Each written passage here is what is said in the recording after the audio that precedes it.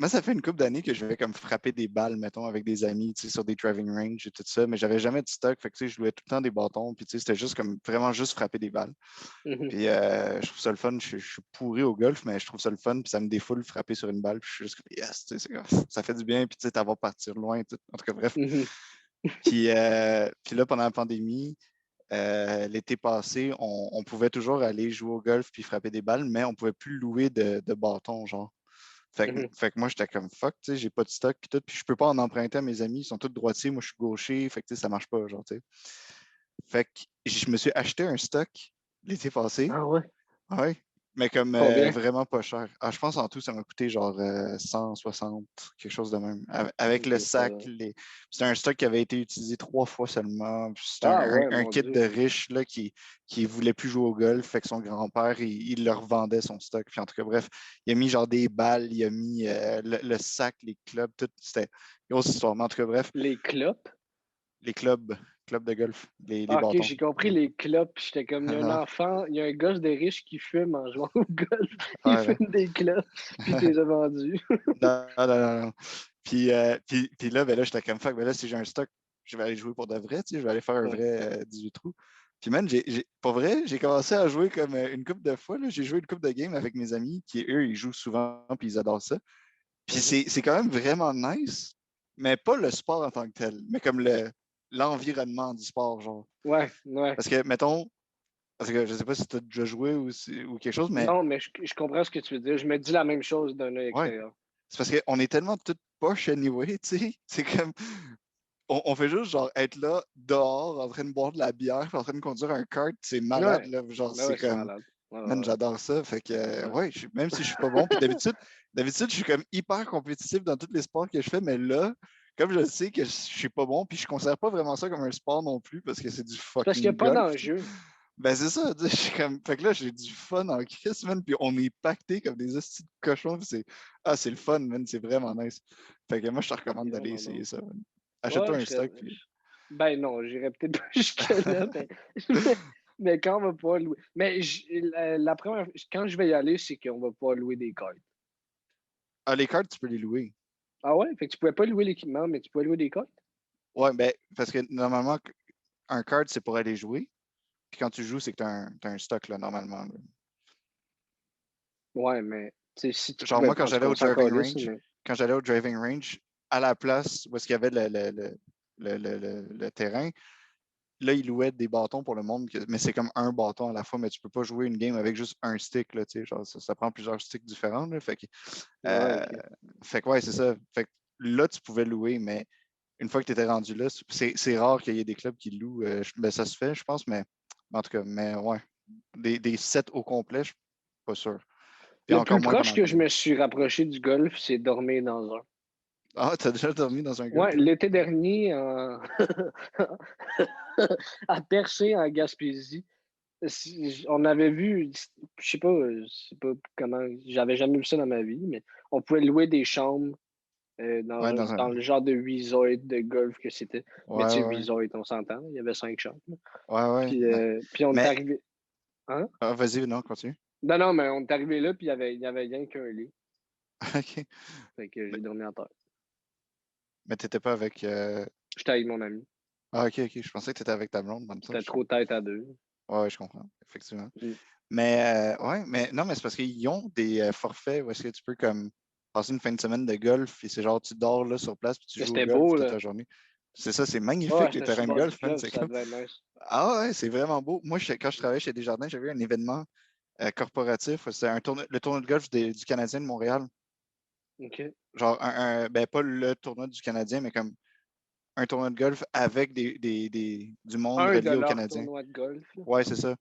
Puis c'était comme pour la fondation, parce que nous, chez Desjardins, on donnait beaucoup à la fondation des Canadiens pour l'enfance. Puis c'était comme une façon Mhm. de nous remercier. Puis c'est une façon d'aller générer plus de dons aussi. Tu pouvais jouer avec genre des joueurs, puis tu payais, puis tu sais, bon. Mais hey, c'était la grosse affaire, là. C'est un club de golf à genre Sainte-Julie, Vallée du Richelieu, je pense que ça s'appelait. En fait, c'est exactement le même, ça s'appelait. Puis man, c'est genre, OK. T'arrives le matin, ils te donnent un déjeuner, là, après, t'as de la bière comme et des drinks, genre à chaque trou, genre c'est malade, là. Après, tu reviens, tu prends une douche, tu t'habilles en soupe, tu vas souper, genre, puis c'est comme un souper, genre 5 Tabarnouche. services. Ah ouais, grosse histoire, là. Même Mais pire que ceux, ça, ceux, t'arrives en char, tu leur donnes ton stock, puis après, tu vas parker ton auto, puis eux, ils te le mettent sur ton cart de départ là, pour plus tard. c'est comme, c'est pas possible de faire moins d'efforts que ça. Ah ouais, exact, c'est ça, Ça n'a man, pas vrai. aucun sens. On dirait, tu sais, c'est à se demander pourquoi c'est un sport, tu sais. Ouais. Tu fais tellement rien, c'est ridicule, là. Ouais, mais moi, C'est, tu c'était sais, tout comme, l'aspect, genre, d'être prise en charge du départ jusqu'à la fin. Hey, c'était malade, là. J'étais ah, c'est comme. incroyable. Ouais. Ah, C'est puis c'est incroyable. drôle parce que, bon, il y avait des joueurs du Canadien, il y avait d'anciens joueurs du Canadien. Il y a un joueur, c'est Chris Nyland. Je sais pas si j'imagine toi, OK, bon. Chris Non. Nyland, qui. C'était un bagarreur dans le temps, là, mais comme reconnu à travers la ligue, puis il jouait pour le Canadien. C'est un gros goon, là, qui est. Puis lui, il est resté à Montréal après avoir joué. Ou plutôt, non, il a été échangé, puis il est revenu plus tard, puis il vit à Montréal. Bon, il Mhm. était là. OK? Puis là, moi, genre, je marche, puis je le croise. Genre, j'étais allé chercher quelque chose dans mon auto, puis je reviens vers le resort, genre, puis je le croise. Puis genre, on s'est comme fixé dans les yeux. Mais comme moi, parce que je suis comme impressionné, tu sais, puis je suis comme, oh shit, c'est Chris Nyland. Puis tu sais, j'approchais, puis j'étais comme, ben oui, c'est Chris Nyland, oh my god, hein, c'est hot. Puis lui, il me regardait, genre, qu'est-ce que tu veux, toi, Chris? Genre, mais Ah le gars, ouais? il est comme, ouais, puis le gars, il est comme vieux, là, il a genre, comme, je sais pas, moi, 60, quelque chose, tu sais. Mais là, j'étais comme, je suis sûr qu'il pourrait quand même me péter la gueule, genre, C'est genre, clair. juste parce que je l'ai regardé croche. Puis là, genre, au moment qu'on se croisait, puis que je sentais qu'il allait me sauter dessus, j'ai fait comme, hey Chris, genre, puis il était comme, hey, genre, puis ça a comme fini là, mais j'étais comme, oh fuck, c'était quand même impressionnant. Man. Les goons au hockey, là, c'est les gens les plus dangereux et épeurants qui existent. Ah, ça Yo, dépend. si t'es capable Ça, de te battre avec des patins, ça dépend. Sur la glace, oui, mais dans la tabarnak. vie, c'est les gars les plus gentils au monde. Man. Non, non, ça, j'en doute pas, mais je parle, Ouais. genre, l'effet de peur, là, genre, Ah oui, ok, oui, oui, dans ma d'intimidation, tête, ouais. moi, il y a un boxeur, puis il y a un goon au hockey. Ouais, Yo, ouais, si t'es ouais. capable de te battre, et je sais même pas freiner en patin. Ouais, Tu sais, me ouais, battre, esti, c'est genre, voyons, je penserais ouais, c'est jamais quelque faire ça. chose. Ouais, ouais, c'est quelque chose, c'est quelque chose. Mais ouais, mais quand t'en as un dans ton équipe, t'es content, puis c'est comme un genre de rôle social, de genre protecteur du groupe, genre un peu, là.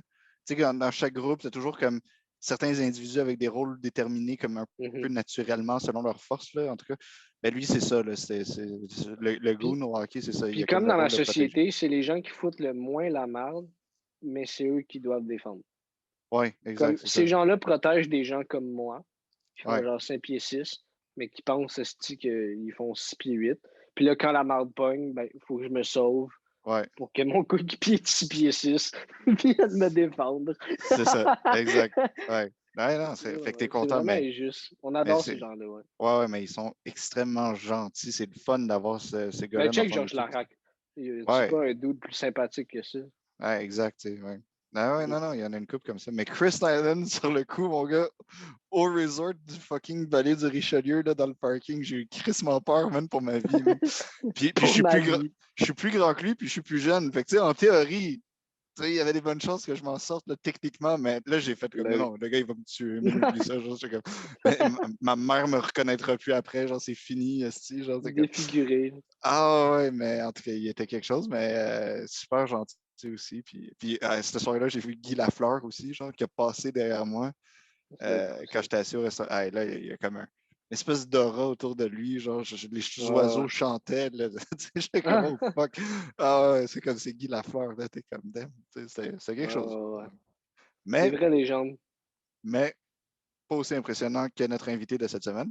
Ouais. J'adore tes transitions. Je les adore. Je te le dis souvent, mais je Je, les adore. je m'améliore un peu quand même. Hein. C'est comme, ou en tout cas, ça peut pas être pire Je que. sais pas, mais j'aime ça.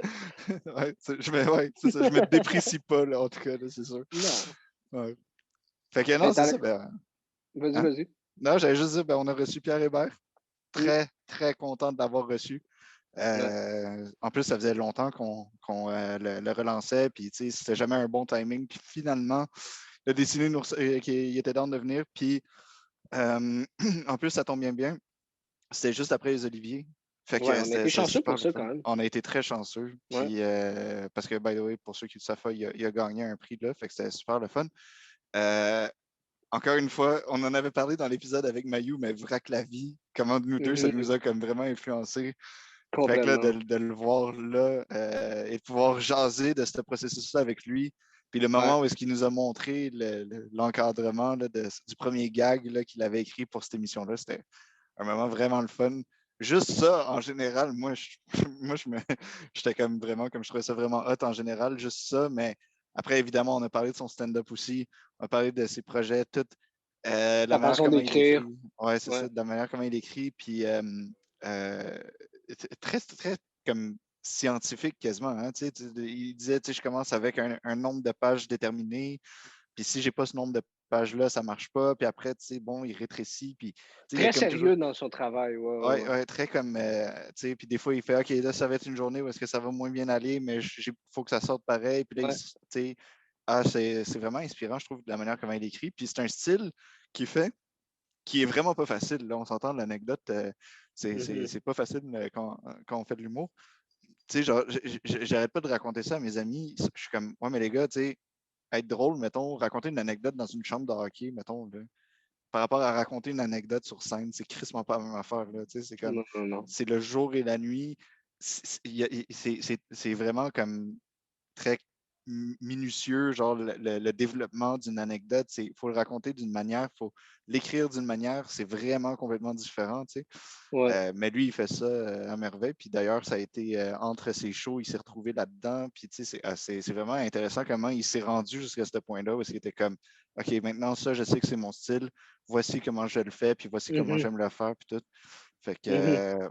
ouais, écoute, il y a tellement de choses à dire, mais je veux pas trop spoiler d'épisode parce que Ouais. c'était vraiment Mais bon. c'est vrai qu'il y a beaucoup de choses à dire. Moi aussi, tout ce que tu dis, c'est vraiment avec ça m'a touché, mais aussi, j'ai trouvé, j'ai trouvé vraiment cool aussi sa philosophie, sa façon de penser. Tu sais, c'est un gars euh, qui m'a l'air, d'après ce qu'on a vu dans le podcast, d'être tu sais, très ouvert, très, tu sais, si ça Ouais, tente de faire ça, fais-le, puis tu sais, ouais, c'est ça qui est important, puis blabla. Tu sais, super, tu sais, pas du tout dans le jugement, très dans le, tu sais, parle de ce que tu as envie, de ce que t'es, de, tu sais, comme, en voulant dire quasiment sky's the limit, là, finalement, là, tu sais, ouais, ouais.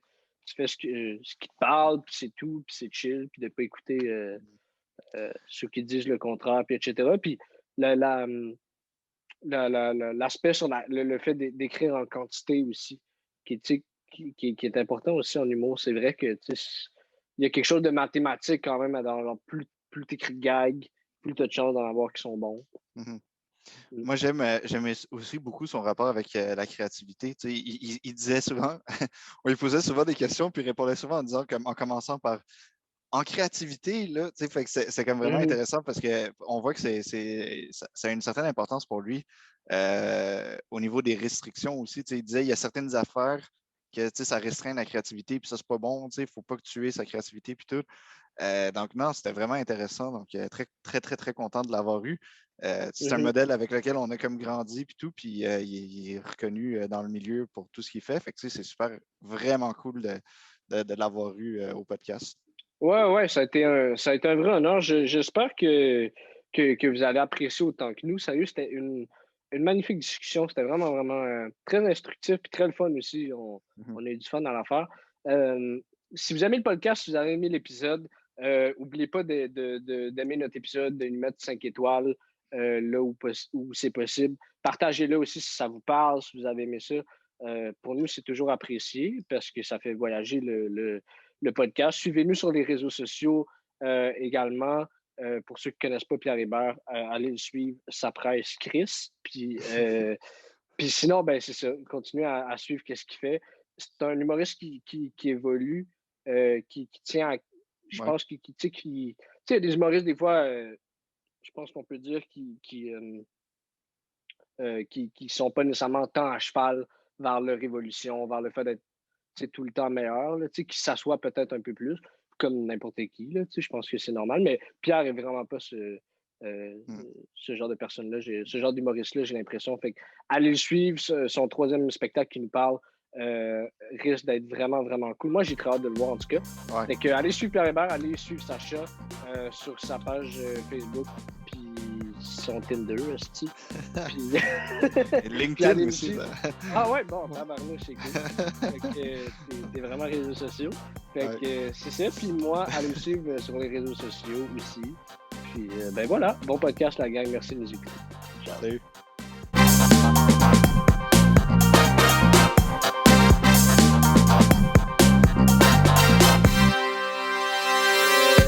Nous, la première question qu'on demande tout le temps à nos invités, c'est selon toi, tu t'y attaches, mais c'est selon toi, c'est quoi ton style d'humour? Ça m'a pris du temps avant vraiment de le définir, mais je me suis rendu compte que j'aime l'anecdote. J'aime ça raconter des anecdotes, j'aime ça raconter des affaires par rapport à ce qui me sont vécues parce que je me suis rendu compte que plus c'est personnel, plus tu es dans les détails, plus tu es dans le vrai, plus en même temps c'est universel. Puis je me suis rendu compte que c'est ce que j'aimais faire, puis c'est ce qui fonctionnait le mieux aussi. J'ai essayé plein d'affaires. J'ai essayé le stand-up, j'ai essayé les personnages, j'ai essayé aussi des fois des numéros qui sont plus sociales, puis ça ne marchait pas pantoute, ou j'aimais pas ça. Puis quand je raconte des histoires, c'est là que je me rends compte que je me sens le plus sur mon X. C'est bon. Puis quand tu dis que ça t'a pris longtemps, est-ce que maintenant, c'est que tu savantes dans toi, mais tu te laissais pas la chance d'y aller parce que tu avais l'impression que c'était trop personnel ou. Non, c'est que quand tu sors de l'école de l'humour, il y en a qui trouvent leur style en partant. Moi, je ne l'avais pas, ça a pris du temps. Fait que des fois, j'essayais des affaires, puis moi, j'ai animé dans des bars aussi. Fait que des fois, quand tu animes à chaque semaine, la semaine, tu sais, mettons, tu animes tous les mercredis, le mercredi arrive vite, puis des fois, tu n'as pas d'affaires. Fait que des fois, tu essayes des trucs. Fait que bon, je vais essayer un personnage, je vais essayer du stand-up, je vais essayer des anecdotes. Et moi, étonnamment, les anecdotes, j'aimais ça, mais quand je suis sorti de l'école, je regardais ça un peu de haut, les gens qui racontaient des anecdotes. Pour moi, dans ma tête, c'était un peu facile, alors que c'est pas facile du tout, comme n'importe quoi en tant que tel. Là. Mais à un moment donné, ça m'a pris au moins, tu sais, même dans mon premier show, dans mon premier one-man show, il y a du personnage, il y a des anecdotes, il y a du stand-up. Je te dirais vraiment que le premier puis le deuxième, j'ai fait, hey, moi, ce que j'aime faire, c'est des anecdotes. Puis justement, tu dis que c'est pas facile. C'est vrai que c'est pas facile. À quel point que tu arrives, toi, à justement garder le focus de l'auditoire sur ton histoire parce que il y a des montées, il y a comme un certain rythme. Contrairement au stand-up, mettons, où est-ce qu'il y a comme un gag à chaque ligne, là, quasiment, là, c'est pas nécessairement pareil. Comment tu fais, toi, pour dealer avec tout ça? Ben, j'ai l'impression, tu sais, mettons, quand tu fais du stand-up, c'est vraiment mon feeling, mais à chaque fois, c'est une prémisse, un punch, une prémisse, un punch. Ce que j'aime de l'anecdote, quand je raconte des histoires, c'est que les 30 premières secondes servent de prémisse. Puis après ça, ça peut être gag. Parce que quand tu commences à raconter à des gens où ce que tu es, ce que tu fais, tu leur donnes l'information, puis après ça, tu peux mettre du stock, mettre de la viande autour de l'os. Puis c'est ce que j'aime parce que dans une anecdote, au bout de 35 secondes, les gens ont une image dans la tête. Pour moi, une anecdote, c'est un mini-film où ils sont au courant de qui est là, qu'est-ce qui se passe, quel endroit. Puis j'aime m'imaginer que si on raconte une bonne anecdote, les gens sont capables de l'avoir visuellement un peu comme quand on lit un livre. Quand on lit un livre, il y a chacun qui s'imagine le personnage qu'il a dans sa tête, qui imagine dans quelle maison il habite, et ainsi de suite.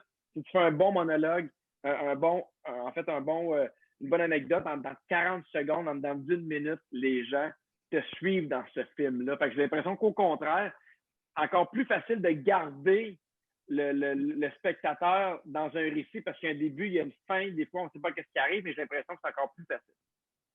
Okay. Mais c'est quand même, moi personnellement, je trouve ça difficile parce que faut être précis, là, d'écrire tout ce que tu vois, tout ce que tu vis, tout ce que tu ressens. À quel point que tu as réussi à pratiquer ce style-là qui est vraiment pas facile et le maîtriser vraiment rapidement. Ben, c'est parce que quand j'ai commencé, moi, à comprendre que c'est ce que j'aimais, les anecdotes, à un moment donné, tu commences à savoir qu'est-ce qui fonctionne. Tu sais, moi, je pense que qu'est-ce qui est bien, là, c'est d'arriver à retirer tous les détails d'une anecdote. Tu sais, ça peut être comment le gars il est habillé, où est-ce qu'il est, qu'est-ce qui se passe. Puis quand, à un moment donné, tu le sens dans un filon qu'il y a quelque chose de drôle là, mais là, tu vas vraiment y aller à fond. Mais c'est vraiment en faisant plein d'anecdotes. Moi, je me rappelle ma première anecdote là, que j'ai racontée, elle durait 6 minutes et demie, puis pour moi, c'était le bout de la marde. J'étais vraiment content, puis je trouvais ça drôle, puis je me disais, hey, c'est le fun. ça dure 6 minutes et demie, mais il y a un début, il y a une fin, il y a un punch-out. Puis tu vois, dans mon dernier show, c'était 15 minutes les anecdotes. Puis je trouvais que ça passait vite. Fait qu'à un moment donné, c'est vraiment de l'habitude, c'est de l'expérience. Mais en même temps, quand tu sens qu'il y a de quoi... Moi, là, j'ai toujours la technique des 6 pages. Moi, j'écris tous mes monologues ou mes anecdotes à la main. Tous mes numéros, je les écris à la main. Puis après ça, je les écris à l'ordinateur. Ben, il faut que ma première version soit 6 pages. Parce qu'une fois à l'ordinateur, il faut qu'elle soit 6 pages parce que quand je vais couper mes affaires, elle va en avoir 4. Mais je sais que avant même de le casser dans un bar ou dans n'importe où, je vais être rendu à la version 5, 6, 7, 8, 9. Mais si je n'ai pas 6 pages dans ma première version, je vais manquer de jus rendu à la version 2, la version 3, la version 4. Fait que moi, c'est vraiment ma première affaire. Est-ce que j'ai 6 pages? Si au bout de 4 pages, là, je cherche là, et je me dis, hey mec, j'avais fait le numéro 4-5 fois, puis qu'il soit encore là, puis que j'avais pas de recul, je ne trouverais pas assez de stock. Fait que quand je sais qu'il y a une histoire, qu'il y a bien des affaires, qu'il y a des personnages, qu'il y a du jus, que je sens qu'il y a un angle qui est intéressant, qu'il y a une fin qui est intéressante, que j'ai déjà 6 pages, je sais qu'il y a un potentiel à devenir un numéro. Ah, OK. Puis c'est-tu ça la plus grosse part c'est-tu là la grosse difficulté dans ton processus d'écriture? C'est de réussir à écrire 6 pages, puis après ça, le reste est plus facile ou au contraire? Non, parce que c'est la première étape, en fait. Ça fait juste me dire, est-ce qu'il y a assez de jus pour un numéro? OK. Est-ce qu'il y en a assez? Après ça, parce que ça dépend tellement, parce que des fois, tu écris un numéro, là, puis à 90%, il est dans sa forme finale parce que tu as déjà trouvé ce que tu voulais, puis c'est super bon. Puis il y en a d'autres que tu aimes le numéro, mais après la première version, il va rester 15%, puis il va falloir que tu fasses 20 versions avant d'avoir une version qui est proche d'être finale. Fait que chaque numéro est tellement différent dans sa difficulté. Je dirais que peu importe le numéro, ce qui est le plus dur, c'est de trouver un bon punch-out qui va être bon, qui va clair, que les gens vont comprendre. Tu sais, moi, dans mes shows, j'ai jamais voulu qu'il y ait de noir après un numéro.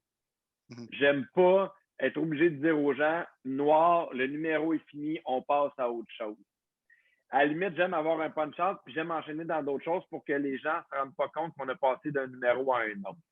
Mais moi, c'est le même que j'aime faire les choses, c'est le même que j'aime les regarder, mais après ça, chacun le fait comme il veut, là, mais j'aime pas donner aux gens, OK, ben là, c'est un noir, on applaudit. Je trouve qu'on les sort du numéro, puis on part d'autres choses.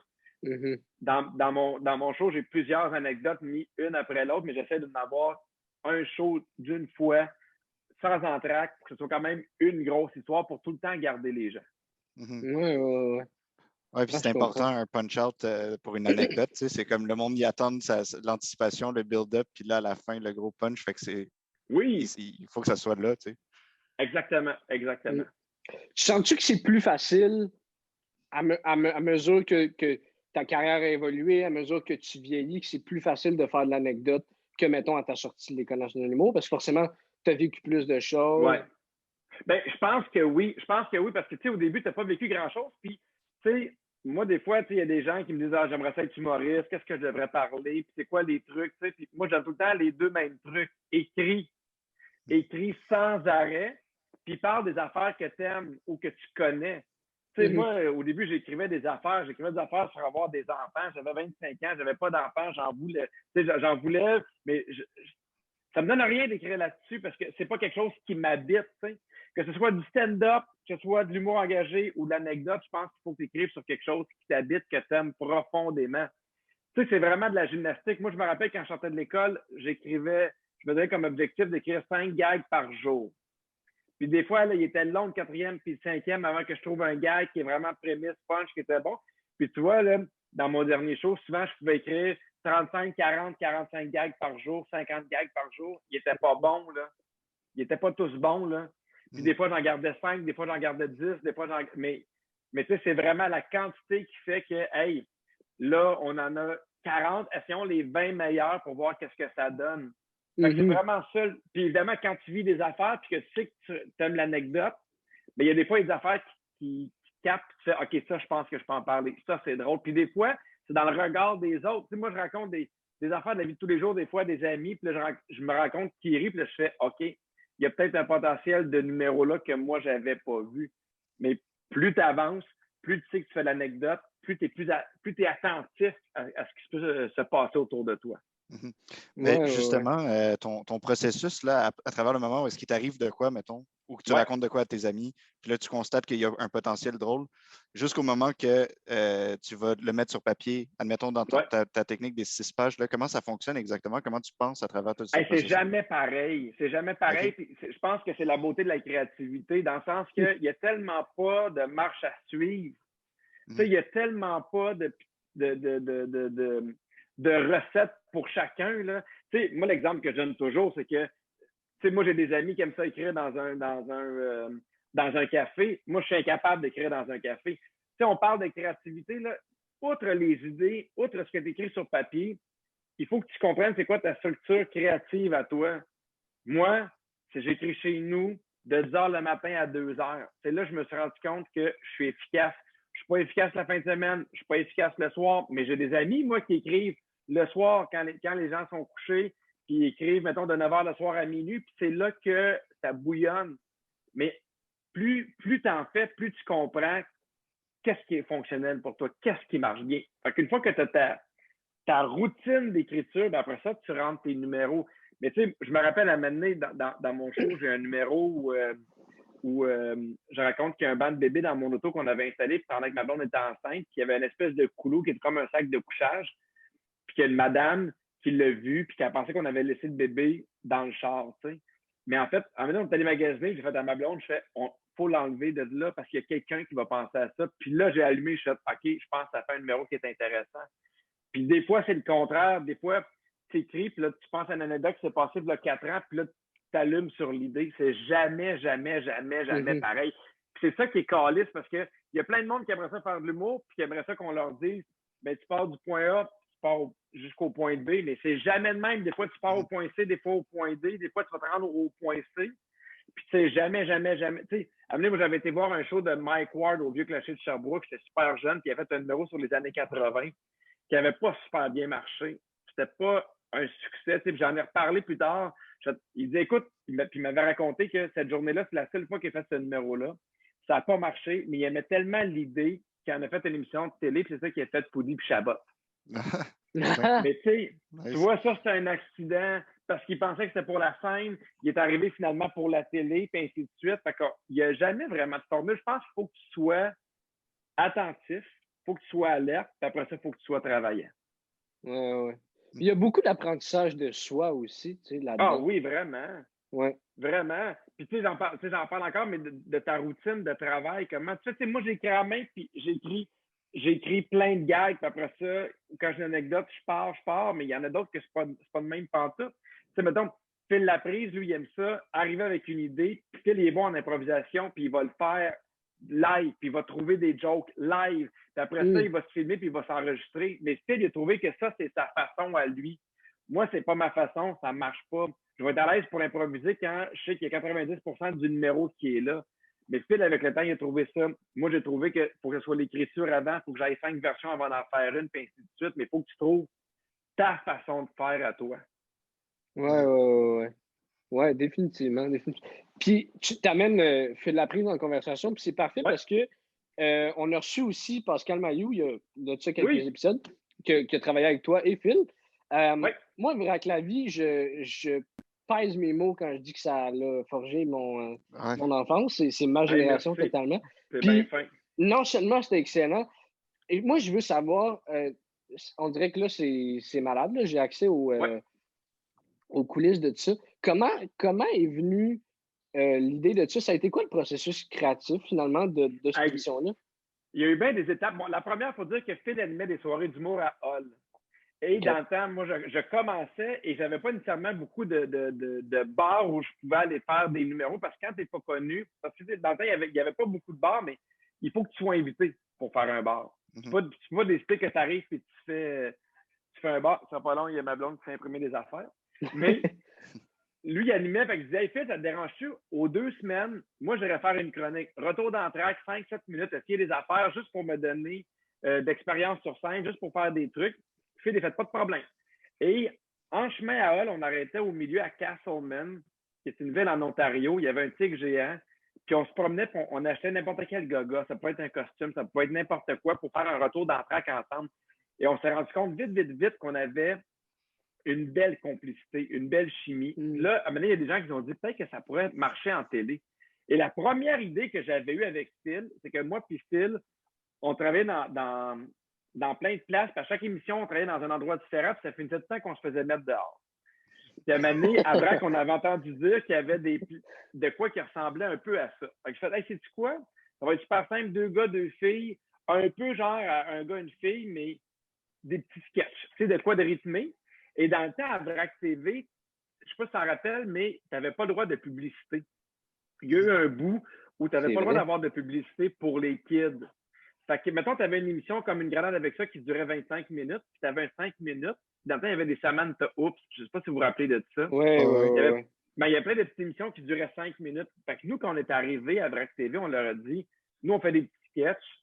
Ça pourrait être 5 fois 5 minutes pour combler ces trous-là à cause de la publicité. Et eux autres, ils ont tellement aimé l'émission, ils nous ont dit, ben non, nous, de toute façon, on a le droit de la publicité depuis cette année, mais pourriez-vous le transformer en demi-heure? Fait que nous, on est arrivé avec des capsules de 5 minutes, puis nous, on appelait ça la vie en vrac, parce qu'on trouvait ça drôle que ce soit plein de petits sketchs, mais eux, ils ont entendu vrac la vie. Parce que c'était pas ça le titre au départ. Ils ont entendu vrac la vie. Ils ont aimé ça. Là, on est comme, hey, tu pourrais l'appeler Gros Morpion qu'on va le prendre. Là, on s'en fout comment tu le nommes.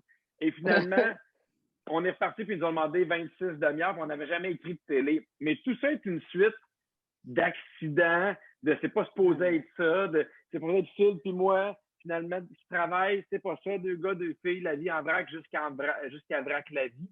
Et après ça, ben, c'est parti en fait. Les sketchs de 5 minutes que vous aviez bâtis à la base, c'était-tu censé se passer dans une école? Vous étiez-tu censé être des étudiants? Oui, nous, on l'a toujours dit, c'est des étudiants. Nous, on est plus vieux, mais on va jouer des plus jeunes, mais on n'est pas dans la réalité. On n'est pas en train de te faire croire qu'on sait ce que tu vis. Fait que nous, on dit que c'est vraiment des étudiants à l'école. Les capsules vont suivre le calendrier scolaire de la rentrée jusqu'aux vacances de Noël, du retour jusqu'aux vacances d'été, ainsi de suite. Là.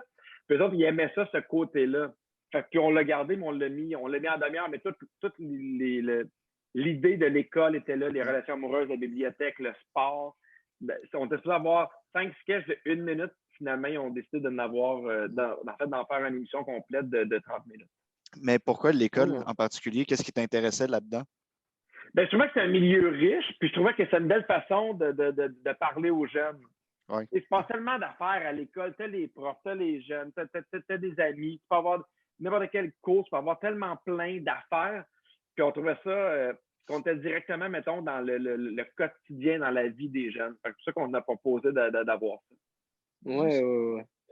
Mais c'est fou quand ça faisait. Si je comprends bien, quand vous avez été accepté par Vrac TV, toi et Phil, ça fait pas super longtemps que vous avez découvert que vous avez une complicité ensemble. Ben quand même, un an et demi qu'on fait des shows ensemble, qu'on a du fun. Mais moi, je n'avais jamais proposé de projet de télé. Moi, j'avais aucune idée que c'était tough. Je suis arrivé avec toute ma naïveté, avec moi, je me rappelle, c'est arrivé les producteurs.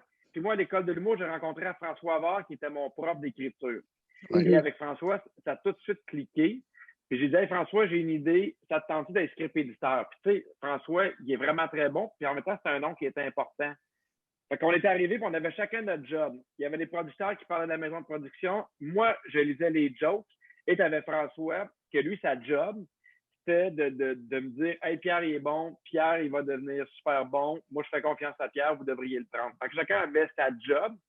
Et on est sortis, puis je me rappelle, dans l'ascenseur, on descendait, j'étais comme, hey, tu sais, moi, je proposais des 5 minutes, puis on vient de me demander 26 demi-heures. Mais je savais que François était là, fait que j'étais en confiance. OK. Puis l'écriture de ces demi-heures-là, 26 en plus, c'est beaucoup. Hey, comment ça s'est passé? Nous, là, je vais te montrer de quoi, là. Les premiers, tu vois, ça, c'est les premiers gags. C'est des cœurs, hein? On les écrivait à la main. On les écrivait à la main. Nice. Ouais, fait que j'ai gardé le gag 1, puis j'ai fait signer par tout le monde, là, parce que nous, on n'avait jamais écrit de télé, tu sais.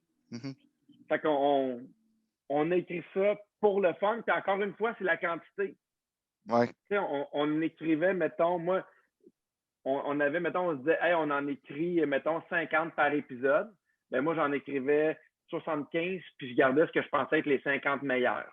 OK. Puis de ces 50 meilleurs-là, parce que je l'écrivais avec Pascal Mailloux, j'en écrivais, t'as François Havard qui prenait les meilleurs puis qui s'arrangeait pour qu'il y ait quand même une certaine ordre. Parce que la première année de Vraclavie, il n'y avait pas d'histoire. C'était les gars à la bibliothèque, c'était dans la classe, c'était en récréation, en éducation physique. Il n'y avait pas nécessairement d'histoire. C'est à partir de la deuxième année. Fait que la première année, c'est exactement ça qu'ils faisaient. Okay. Écoute, j'ai appris à écrire de la télé en même temps que j'en faisais. Là, je n'avais jamais écrit. Ben oui, complètement. Puis c'est quoi que tu as trouvé le plus dur? Ça, je le garde. Je le garde parce qu'à chaque fois qu'il y a du monde qui me dit « Hey, j'aimerais ça écrire », je leur dis « Le plus tough, c'est le premier gag. C'est ça qui est tough. » Tu sais, le monde dit « J'aimerais ça faire de la télé. » Ben, écris-en. OK, ouais, j'aimerais ça faire de l'humour. Ben, écris-en. Tu sais, il y a 95% des gens qui se rendront jamais au premier gag. Ouais. Fait qu'après ça, c'est lui qui est le plus tough, là. Ouais, vraiment. Mais une fois que tu avais ça en les mains, que c'était confirmé, les 26 épisodes, une fois que c'est devenu réel puis concret, qu'est-ce que tu as trouvé le plus difficile, sachant que tu n'avais jamais fait ça? J'imagine que les gags, c'est quand même quelque chose que tu maîtrisais un peu plus vu que tu faisais de l'humour. Mais là, d'écrire une trame narrative, tout ça, c'était quoi les éléments plus difficiles? Ben, vu qu'il n'y avait pas de trame narrative la première saison, c'était pas si pire. Puis, ce qui est intéressant, c'est que François, il script-éditait. Puis des fois, mettons, j'ai posé comme question, pourquoi tu n'as pas gardé tel gag? Des fois, il me disait, ben, je le trouve pas bon ou la chute est pas bonne. Fait que des fois, j'apprenais autant avec les gags qu'il gardait qu'avec ceux qui gardaient pas. Puis, tu sais, des fois, dans ceux qui gardaient de Mailloux, je les lisais aussi. Qu'est-ce qu'il a aimé? Pourquoi lui, il l'a lu? Pourquoi il l'a gardé? Tu sais? Puis des fois, en le lisant, tu viens avoir une espèce de radar aussi. Hey, ça, c'est vrai que c'est drôle. Ça, c'est moyen. Ça, c'est boiteux. Ça, c'est trop long. Fait qu'à force d'en écrire, encore une fois, avec la quantité, tu viens vite à comprendre. Mais c'est ça qui était tough, là. Tu sais, des fois, là, c'est niaiseux, mais tu fais, bon, mais il faut que j'écrive 50 gags, je suis à 40. Ben, il faut jusqu'à demain, il faut que j'en écrive 10 jusqu'à demain, puis après ça, je les envoie. Fait que c'était de fournir. Tu sais, François, il m'a déjà dit, la plus grande qualité d'un auteur, c'est de livrer à temps. Parce que tu as beau livrer des meilleurs gags 2 semaines après, on s'en contre-torche. Si tu te demandes ça lundi, il faut que lundi, tu m'ailles livrer tes affaires. Fait que très vite, moi, avec François, j'ai été habitué que si on me demande de quoi lundi, je te livre ça lundi. Si tu me le demandes mardi, ça va être livré mardi. OK, cool. Justement, tu parles de François et de l'école de l'humour. Je me demandais, ton passage à l'école, considérant que tu n'avais pas encore trouvé ton style vraiment, ça ressemblait à quoi? Ça t'a-tu aidé? Ça t'a-tu des affaires moins fun? Ça m'a aidé parce qu'il y a beaucoup de gens qui arrivaient qui avaient fait du théâtre, des gens qui avaient fait de l'impro, des gens qui avaient fait, tu sais, qui avaient animé des spectacles à l'école. Moi, j'ai pas fait ça. Il y a beaucoup d'humoristes qui disent hey, moi, à 11 ans, là, j'ai vu un show d'humour et je savais que c'est ce que je voulais faire. Moi, ça m'a pris du temps. Ça fait 23 ans que j'ai fait hey, j'aimerais ça faire de la scène. Fait que je suis pas arrivé avec cette passion-là que j'avais depuis 10 ans, puis un bagage d'impro, puis un bagage de théâtre. J'avais pas ça. Fait que pendant l'école, encore là, j'ai essayé plein d'affaires. J'ai essayé des personnages, de l'humour social, de l'humour engagé. Puis je pense que c'est une bonne affaire. C'est là qu'il faut que tu le fasses. Puis, mais surtout, moi, ce que j'ai appris à l'école, c'est qu'il y a des mosaïques avec les finissants. Puis quand tu arrives, tu vois Martin Matt, tu vois Louis-José, mais tu vois aussi Gilles, puis tu vois Stéphane que tu n'as jamais vu de ta calice de vie parce que tu comprends que c'est pas tout le monde qui sort de l'école de l'humour puis qui va en faire un métier. Fait que tu sais, on parle de créativité, là, puis ça, c'est un débat, mais moi, j'ai toujours cru que la journée que tu as un plan B, c'est pas terminé, mais pas loin. C'est comme si tu acceptais dans ta tête. Tu sais, moi, je me suis dit, ça prendra 10 ans, je travaillerai au McDo en attendant c'est faux, mais je vais y arriver. Puis j'avais cette détermination-là. Des fois, j'ai l'impression que c'était un plan B. Tu sais, moi, je sortais de la psychologie. Fait que si jamais ça n'avait pas fonctionné, j'aurais pu faire de la psycho, mais jamais pendant que j'étais à l'école, je me dis, au pire, je vais faire de la psycho. J'avais un seul but, puis c'était celui-là. Ouais. Mais c'était quoi, justement, c'est justement ce que j'allais te demander. Tu sortais tu venais de terminer un bac en psycho. Ça a été quoi l'espèce de révélation ou l'appel qui a fait en sorte que tu t'es redirigé vers l'humour? En fait, moi, j'avais une peine d'amour. Moi, je sortais avec une fille à l'université, on était supposés déménager ensemble, travailler ensemble, avoir des enfants. Fait que mon plan de match pour le futur était fait. Et là, cette fille-là m'a laissé grosse peine d'amour. Et à un moment donné, j'étais comme tanné d'en parler avec mes chums. Je trouvais que je pouvais être fatigant. Et quand tu étais à l'université, il y avait de quoi, genre les soutiens pour les élèves, tu pouvais rencontrer une psychologue, ça coûtait 7 piastres de tes poches. Et c'était comme genre un service étudiant. Fait que moi, avec le 7 piastres, ça me permettait de ne pas avoir à demander d'argent à mes parents puis de leur dire que je faisais une thérapie. Fait que moi, je suis allé voir cette psychologue-là, puis moi, j'ai dit, j'ai plus rien, j'ai l'impression que j'ai tout perdu, tous mes projets d'avenir. Puis elle m'a dit, voilà à l'inverse. Au lieu de voir que tu n'as plus rien, voilà comme une page blanche. Maintenant, qu'est-ce que tu as envie de faire? Et je ne m'étais jamais posé la question. Jamais dans ma vie, je m'étais arrêté pour dire, hey, qu'est-ce que j'aimerais faire? Puis je me rappelle le soir, dans mon lit, je me fermais les yeux, puis je me voyais sur une scène. C'est ça que j'avais envie de faire. Fait que là, je fais, bon, ben, gars, je vais m'inscrire à l'école de l'humour, je vais essayer de passer des auditions. Puis si je ne suis pas choisi, ben, je ne serai pas choisi, mais au moins, je vais l'avoir essayé, puis après ça, c'est une porte que je pourrais fermer. Et heureusement, ça a super bien été, puis j'écrivais mon numéro, puis j'aimais ça l'écrire, puis j'adorais ça, mais moi, le numéro d'humour à l'école de l'humour, c'est le premier que j'écrivais de ma vie. J'avais jamais rien fait d'humour avant. Puis effectivement, ça a fonctionné. Ils ont vu un potentiel. Je ne sais pas où, parce que c'était pourri, mon numéro. C'était vraiment là, mauvais. Mais ils ont vu quelque chose. Ils ont vu que j'aimais écrire. Ils ont vu que j'avais cette passion-là. Puis après ça, ben, ça n'a jamais arrêté. Ah oui. Ah, c'est génial. Puis, quand est venu ton premier show, ça, je pense que c'était une autre grosse étape là, Oui. dans une carrière. Comment ça s'est passé d'écrire ta première heure, de partir de... Ben, le premier show, là, en fait, là, c'est comme un best-of des numéros de bar que tu as. Tu essaies d'avoir le meilleur stock possible. Fait que tu as des numéros que tu fais depuis 2 ans, tu as des numéros que tu fais depuis peu. Fait que c'est un amalgame. Moi, ce que j'ai aimé de mon deuxième numéro, en fait, le premier, j'ai mis des numéros ensemble, puis j'ai essayé de trouver une ligne directrice. Puis le deuxième, ça a été complètement l'inverse. J'avais une ligne directrice qui était le goût du risque, que je trouvais forte, que je trouvais riche. Et après ça, je me suis mis à écrire des numéros.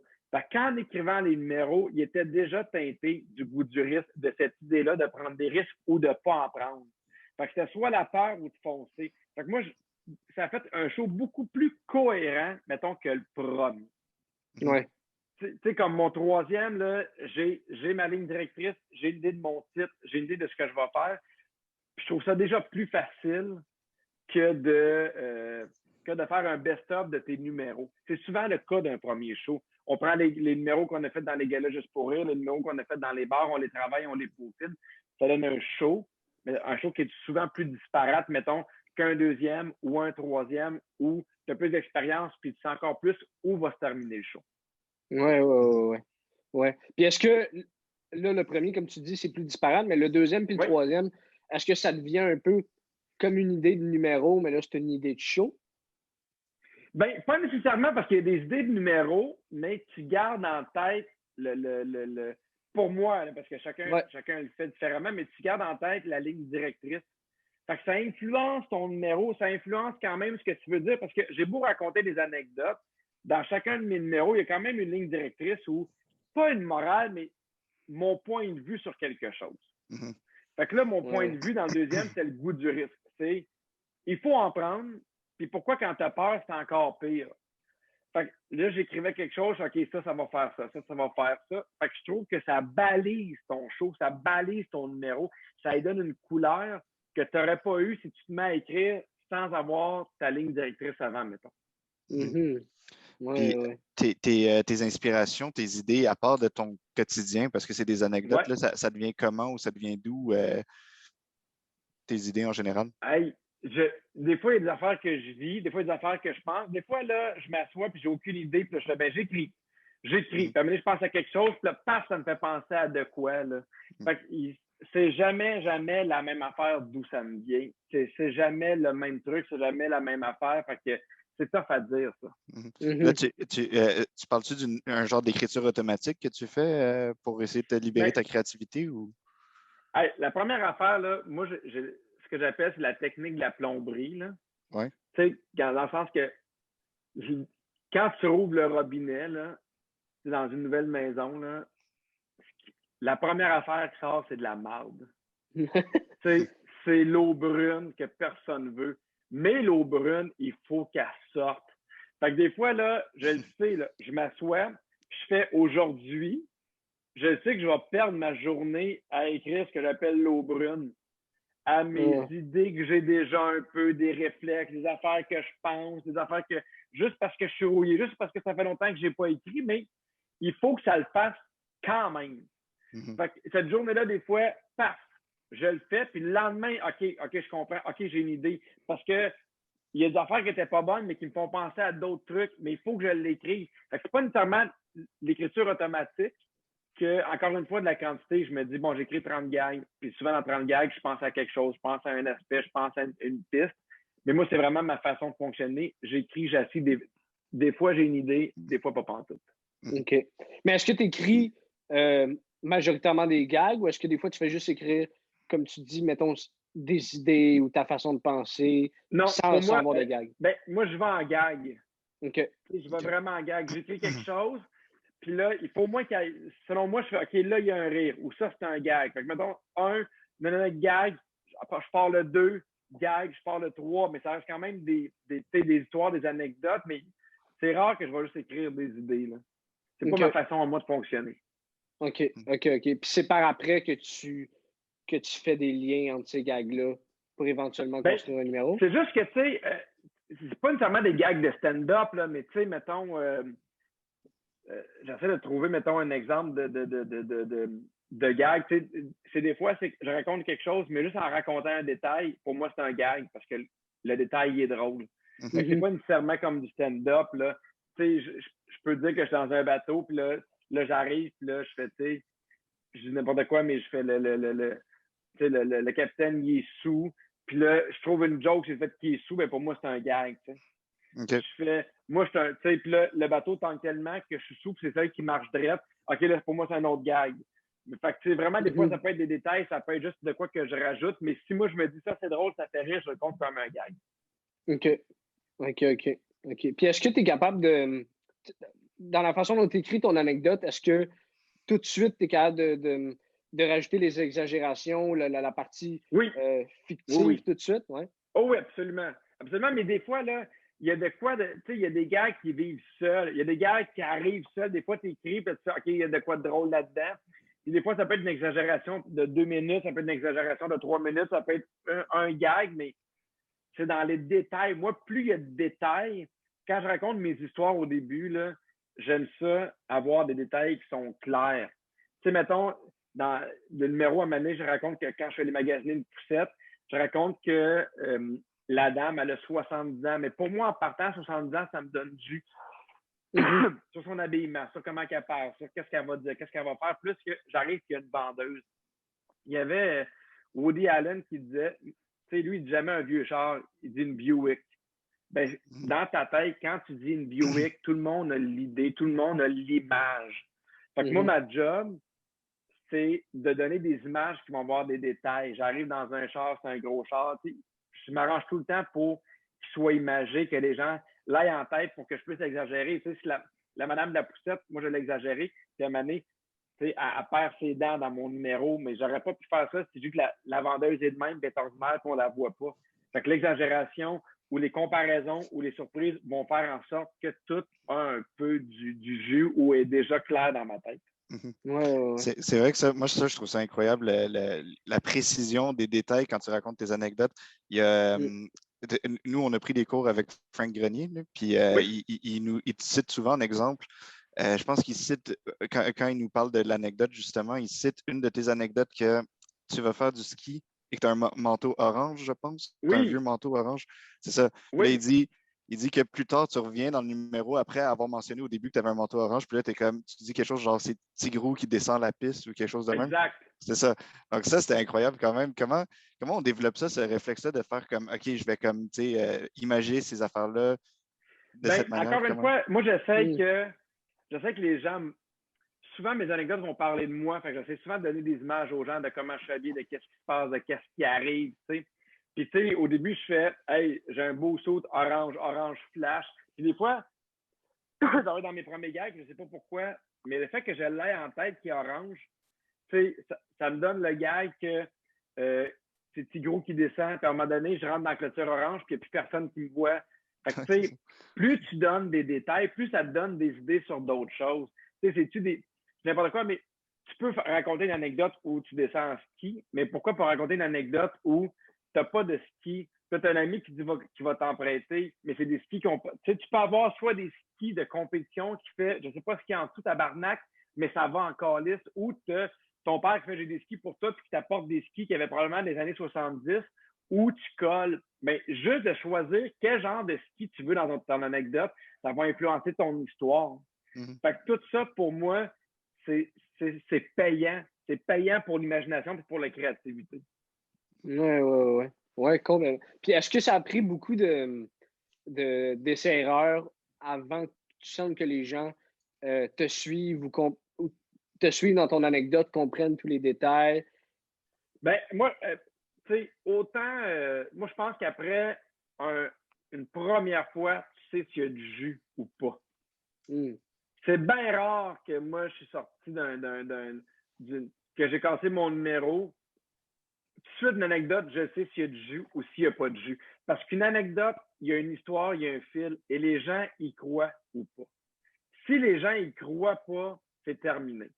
C'est terminé. Peut-être que tu peux changer des affaires, mais si les gens y croient, si les gens rient, même si c'est pas parfait, tu sais que tu as une structure, tu sais que tu as une histoire. Fait que souvent, dès la première fois, je le sais si ce numéro-là va marcher ou pas. Et tu parlais de justement les gens qui ne croyaient pas. Comment tu fais pour éviter de tomber là-dedans? Ben, je pense qu'il faut que ça parte faut que ce soit personnel. Tu sais, moi, mon deuxième show, Le Goût du risque, il est vrai à 95 C'est ce qui me permet d'imaginer des affaires. C'est ce qui me permet de penser à des détails auxquels je n'aurais pas pensé. Je me rappelle, j'avais écrit un numéro dans mes tout débuts sur les spas. J'avais jamais été dans un calice de spa de ma vie. J'ai été avec ce que j'imaginais, mais tu sais, c'est pas ça la vie, là. Tu sais, puis quand je fais quelque chose, je fais, hey, là, il y a une anecdote. Là, il y a quelque chose. Là, puis plus il y a une partie de vrai, plus toi-même, quand tu le livres, t'es bon. Ouais. Plus tu le rends bien, plus tu vas penser aux détails. C'est pour ça que moi, j'aime ça raconter des affaires qui me sont arrivées. Des fois, on va l'exagérer, des fois, on va inventer des affaires, des fois, on va le bonifier. Mais si ça part de quelque chose de vrai, ce qui était le cas du ski, moi, j'ai été faire du ski. Puis c'est vrai que je faisais un F, à un moment donné, c'est transformé en I. Ben, tu sais, je me rappelle, je l'ai vécu, cette panique-là de tabarnak. Je ne sais pas ce que je vais finir par arrêter, mais ça finira pas bien. Ben, ce noyau-là qui soit vrai va faire en sorte que les gens vont y croire. Puis après ça va fonctionner. Fait que là, tu es en train de dire excuse Léo. Fait que là, tu es en train de dire qu'il y a une part de vrai dans le fait que tu étais dans le sud puis que tu avais retrouvé tout nu face au comptoir avec 2 feuilles de palmier dans les mains. Hey, le pire, là, c'est que ça, là, c'est une anecdote à cause de Mayou, parce qu'on était partis dans le sud ensemble, tu sais. Puis à un moment donné, mais ça, c'est un autre tâche. J'imagine, t'arrives, tu sais, puis t'es comme embarré dehors, parce que pour une raison ou une autre, à un moment donné, j'avais comme été dehors, puis effectivement, quand tu le fermes, ça se barre tout seul. J'ai fait, imagine, tu fais l'amour dehors, puis t'es pris dehors. Mais c'est parti du fait que j'étais sur le balcon, ça s'est barré pour vrai, j'étais plus capable de rentrer. Après ça, tu trouves pourquoi, tu trouves comment, puis tu peux comprendre la suite. Mais si j'avais été chez nous, j'aurais jamais pensé à ce détail-là que la porte, mettons, se ferme seule. Tu sais. Fait que, dans une anecdote, je pense que fondamentalement, il faut que tu partes de quelque chose de vrai.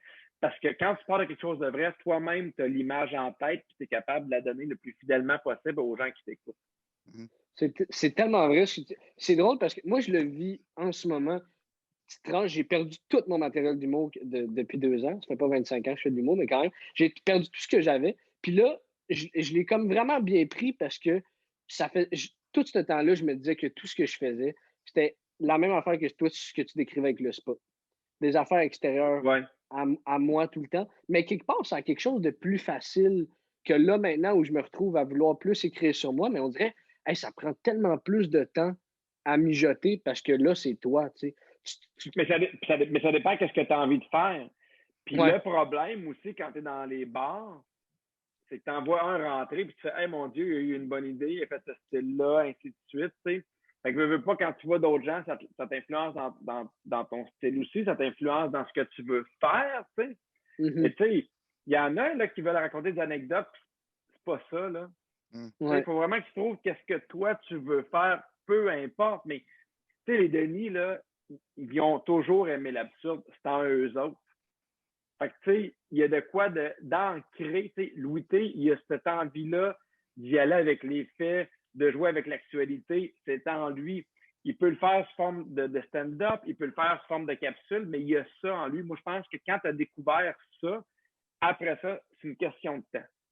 Ouais, vraiment. Mais ça prend quand même, en tout cas, j'ai l'impression, ça prend quand même un certain temps, ou en tout cas, une certaine maturité, une certaine expérience avant de trouver c'est quoi nécessairement ton truc à toi. Tu sais. Oui, tu sais, moi, je joue au golf. Ben, ça prend Mhm. du temps avant d'avoir ta swing à toi, puis il n'y a personne qui a la même swing. Mais tu sais, il faut que tu swings en tabarouette, puis souvent. Tu sais, moi, l'exemple que je donnais, là, c'est que Sidney Crosby, quand il était au secondaire, là, il était comme dans. Il a joué au hockey ailleurs, fait qu'il était comme genre dans une famille, pas qu'il l'hébergeait, là, mais dans la ville où il jouait au hockey, où c'était chez eux. Puis il passait ses soirées dans la cave, il ouvrait la sécheuse, puis il faisait juste snapper puis lancer dans la sécheuse, mais sans arrêt. Sans arrêt. Mm. Moi, je pense c'est ça notre job. Pour moi, quand tu fais un numéro d'humour, c'est comme si tu lançais une POC. Quand tu écris un numéro, tu lances une POC, mais il faut que tu le fasses pour quand même trouver que toi, ta émotion, c'est ça, que toi, ta force, c'est ça, que toi, ta swing, c'est ça. Fait que c'est plus t'en fais, tu sais, c'est pas vrai que tu vas écrire 1 heure de show en 6 mois, puis c'est que des premières versions, là. Ouais. Tu sais, il en lançait 100, 200 pas. Tu sais, j'aime beaucoup ces anecdotes-là, mais tu sais, Tiger Woods, il frappait 1000 balles par jour. Ce tabarnak, c'est le meilleur au monde, puis il frappe encore 1000 balles. Tu sais, C'est fou. j'aurais pas le choix d'écrire en débile, moi aussi, puis de continuer ça pour peaufiner ces affaires-là. Ouais. Ouais, ça fait des beaux numéros puis des sécheuses maganées, mais, mais Oui, ouais. mais maintenant, tu vois, il y a les moyens d'en acheter une, puis une autre, une sécheuse. Ouais, à chaque Ouais, jour. mais là. Moi, je me demandais sur scène, ton personnage, à quel point que c'est proche de toi, parce que là, tu parles d'affaires qui te sont arrivées ou basées sur d'affaires qui te sont arrivées, mais ça reste de l'humour, fait que il faut jouer un petit peu. Comment que ça ressort de. Est-ce que c'est comme un trait exagéré de toi? Est-ce que c'est plus Mais vraiment c'est toi dans ton François salon? Havard. François Havard, la première fois que j'ai présenté les numéros que j'avais pour le bout du risque, là, il a lu ça, puis à un moment donné, c'est drôle parce qu'il me disait ça ne fonctionne pas parce que dans ce numéro-là, tu as peur. Mais dans l'autre numéro, tu n'as plus peur. Tu sais, là, tu réagis comme un peu heureux, mais là, tu ne réagis pas comme un peu heureux. Là, je fais OK. Puis, on a lu les numéros, là, on n'a pas travaillé les gags. Puis à la fin, c'était pas compliqué. Il m'a dit t'es peu heureux, t'es cheap, puis t'es orgueilleux. Il faut que je retrouve ces 3 caractéristiques-là. Puis c'est ce qui donne la cohérence. Puis j'ai fait. Puis c'est des traits de personnalité que j'ai, mais qu'on grossit. Mais c'est vrai que moi, à la base, je suis quelqu'un qui est plus peureux, qui est plus prudent, qui est orgueilleux, puis qui est un peu cheap. Fait qu'on s'arrange pour que le Pierre Hébert cheap, orgueilleux, peureux soit pareil dans tous les numéros. Fait que, tu sais, il faut que ce soit de même. Tu sais, mettons, tu sais, c'est niaiseux, mais Martin Matt, tu sais, il se pense bon, il n'est pas manuel, puis, tu sais, lui aussi, il peut être, mettons, orgueilleux, mais c'est clair, puis Martin Matt, il est de même tout le temps, mais il faut que ce soit clair, ton personnage, puis je pense qu'encore là, il faut que tu parles de la vérité. Qu'est-ce que t'es, 1000 fois 1000. Okay. Ouais. Ah, fait que dans le fond, tu as trouvé ça à ton 2e spectacle, ça veut dire? Oui. OK. Fait que ton premier spectacle, c'était comme tes numéros, ton personnage, il était aussi disparate ou? Oui, ben, oui, mais c'était moins clair. Tu sais, dans mon premier numéro, c'était plus sur l'importance de profiter de la vie, qu'on est tannant. Mais tu sais, c'est un numéro qui était un show qui était moins mature selon moi. Mais c'était pas aussi clair que ça. Le deuxième, puis c'est ça la force d'un script éditeur puis d'un auteur, c'est le capable de. C'est pas juste de dire hey, tel gag, il est bon. C'est de dire ça marche pas. Même si c'est drôle, c'est pas un bon gag. Hey, ça marche pas parce que tu sais, je me rappelle encore, là, on était chez Mike, parce que c'est chez Mike que moi et François, on se rencontre. Puis il me disait là, t'es peureux, là, t'es pas peureux, ça marche pas. Il faut que tu sois un peu peureux partout. Fait à la base, je pars à écrire mes numéros. Je sais que je veux parler du goût du risque. Je sais que je suis peureux, que je suis orgueilleux, que je suis cheap. Fait aussitôt qu'il y a une question d'argent, je fais OK, comment je pourrais montrer que je suis cheap, mettons. T'sais, fait qu'il y a tout ça qui clarifie puis qui fait en sorte que c'est vraiment plus cohérent puis plus punché aussi. Puis que les gens, quand t'es cheap après 10 minutes, puis après 50 minutes, il y a quelque chose qui arrive, ils s'y attendent, ils comprennent, tu leur as déjà donné la clé. Le premier 10 minutes, ils apprennent à te connaître, ils savent c'est qui, fait qu'après ça, ils savent comment tu vas pouvoir réagir face à d'autres situations. Ouais. Fait que ça t'aide énormément ton écriture. Pas que ça la facilite, mais ça t'aide en tout cas à trouver. Ouais. Oui, ça l'organise, ça met les balises très claires, en fait. Puis après ça, ben, tu sais, le carré est fait pour juste que tu noircisses en dedans.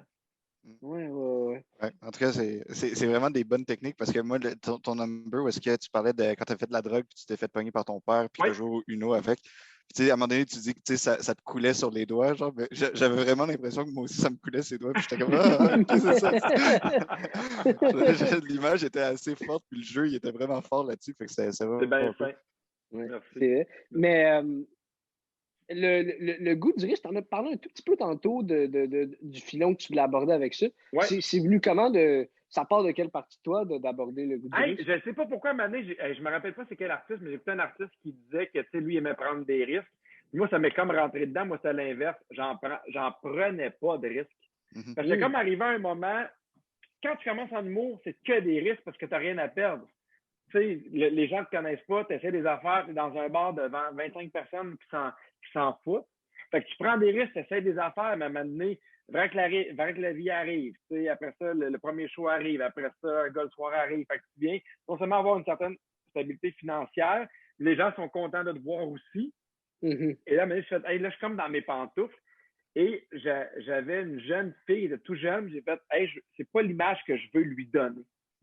Je veux qu'elle ait l'image parce que, tu sais, moi, je le disais, pour moi, le goût du risque, c'est pas des cascades, c'est pas des sports extrêmes.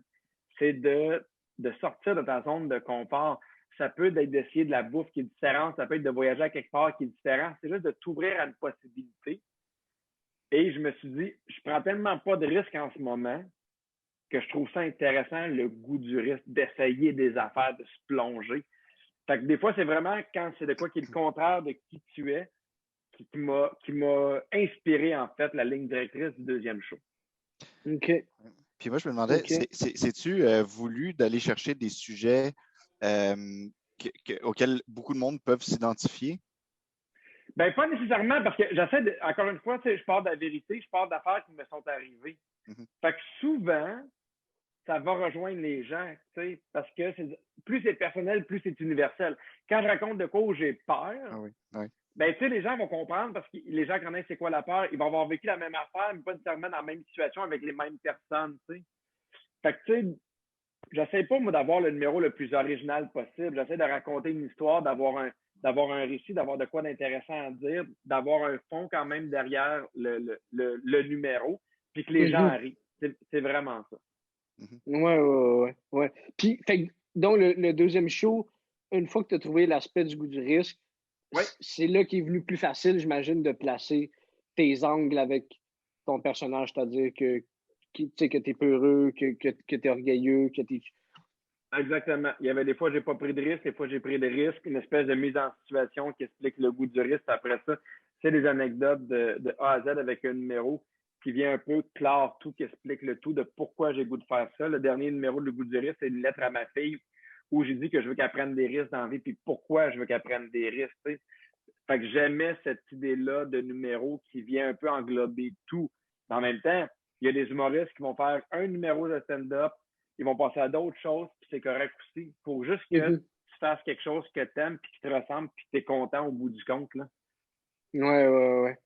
Puis, j'ai envie de te vas-y. Tu sais, quand je parle d'affaires qu'il faut être soi-même, là, moi, je me rappelle quand j'ai commencé, il y avait comme cette mode-là d'y aller super à l'américaine, de pas de décor, un microfilm, that's it.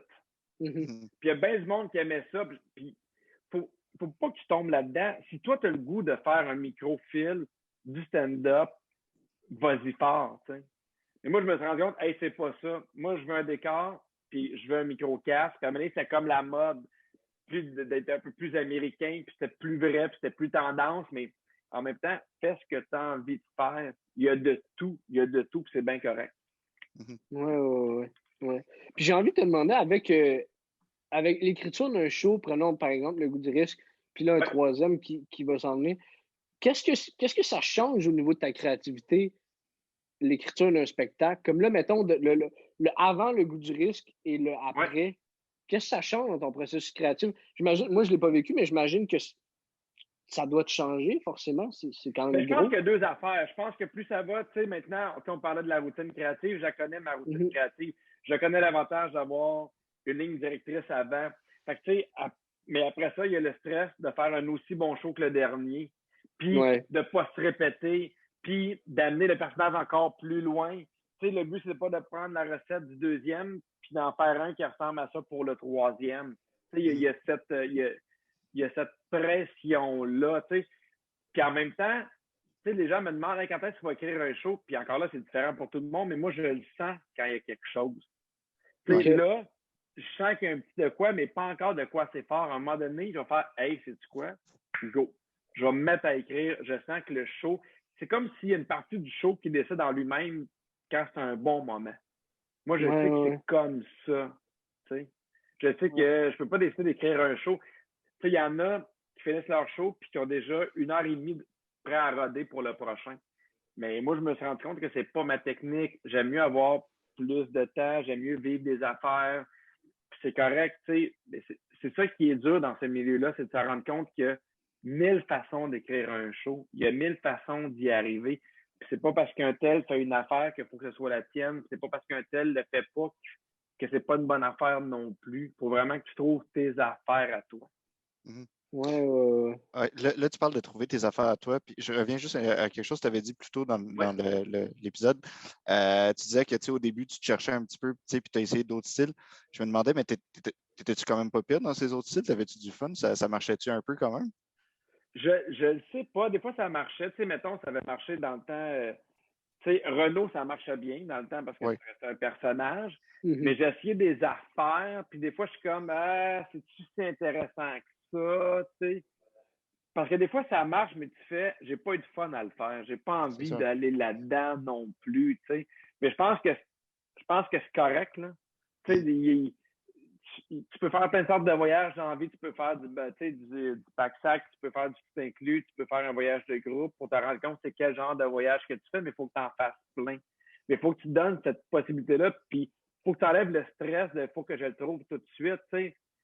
Il y a 20 000 sortes différentes de faire sa carrière. Moi, j'en ai vu là, très vite qu'on trouvait leur style, que c'était clair. En sortant presque, c'était clair. Puis j'en ai vu que après des années, ils ne l'ont pas trouvé encore. Tu sais. Fait que c'est vraiment une job à long terme. Là. Oui. Justement, tu parlais de Renaud. Comment tu l'as trouvé, ce personnage-là? Comment ça s'est créé? C'est drôle parce que j'avais été faire des auditions à Québec dans le temps, ça s'appelait Le Grand Rire Bleu. J'étais avec Ben Lefebvre et on a monté ensemble, puis lui animait les mardis au Saint-Cyboire. Puis là, je faisais ce personnage-là pour le fun. C'est vendredi, on fait l'amour, puis il me dit « Hey, demain, j'ai rien d'écrit encore pour mon animation. » Puis il dit « Hey, ça te tente-tu? On écrit des gags puis on fait Renaud pour le fun. » Je vais dire « OK, parfait. » Accident de même. J'écris Renaud, on le fait, puis ça marche vraiment fort. Puis là, je le faisais avec les animateurs dans les différents bars. J'ai fait avec Phil Laprise, tu sais, je l'ai fait avec d'autres gens dans d'autres bars, puis ça marchait vraiment bien, étonnamment. Puis à un moment donné, Phil Laprise faisait justement le dernier show pour le fun à Hall avant la fin de la saison, puis Patrick Gros est passé par hasard, puis il m'a vu par hasard faire ça. Puis c'est lui qui m'a dit « Hey, c'est vraiment drôle ce personnage-là. » Puis le lendemain, j'écrivais, je fais pas de doute, ça tente qu'on l'essaie, mettons, pour ton gala. C'est de même qu'on est venu à le faire en audition, mais tout ça, c'est une série d'accidents. Là. Jamais je me suis assis en disant hey, je vais écrire un personnage de Renaud.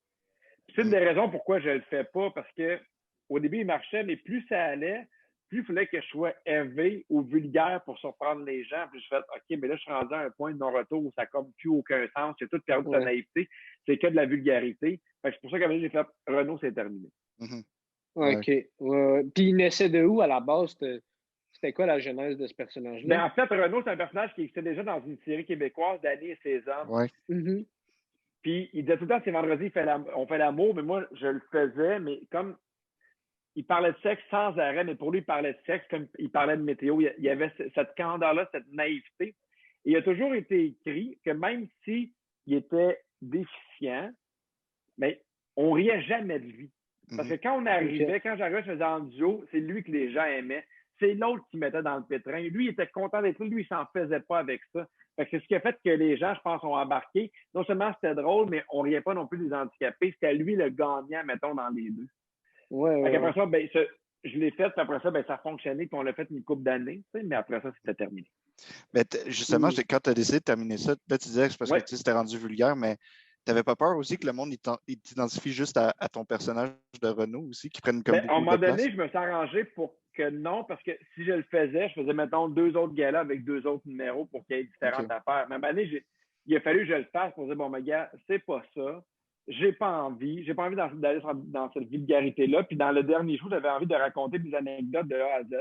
Le premier, je l'ai mis parce que les gens l'attendaient puis les gens l'espéraient. Mais tu vois, dans mon deuxième, j'avais peur de ne pas m'en faire parler sur genre, je pense, 250 shows. Il y a 2 fois qu'on m'en a parlé. Hey, Renaud n'était pas là. Fait que les gens l'avaient oublié par eux-mêmes.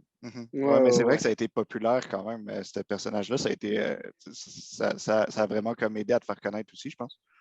Oui, mais il n'y a pas une place, mettons, je ne peux pas faire un bar. Est-ce que vous m'entendez encore? Parce que j'ai perdu une écouteur. OK, je ne peux pas faire un bar, mettons, sans me faire dire c'est vendredi, on fait l'amour. Pendant 2 ans, sans arrêt, les gens me voyaient et on fait c'est vendredi, on fait l'amour. Je suis comme oui. C'est un peu lourd, mais oui. Mais les gens étaient contents. Ils aimaient le personnage, c'est comme ça que je le voyais. Mais il était attachant aussi. On s'entend. Il était un peu vulgaire, mais il était très attachant. C'était le fun à voir. Exact. J'ai envie quelque chose qui est plus qui se passe plus en ce moment, qui vient d'arriver. D'ailleurs, tu viens de gagner un Olivier. Félicitations pour ton numéro Ode à la vie. Puis j'ai envie qu'on en parle parce que je pense que j'ai dû le regarder 5 fois, puis les 5 fois, il m'a fait le même effet.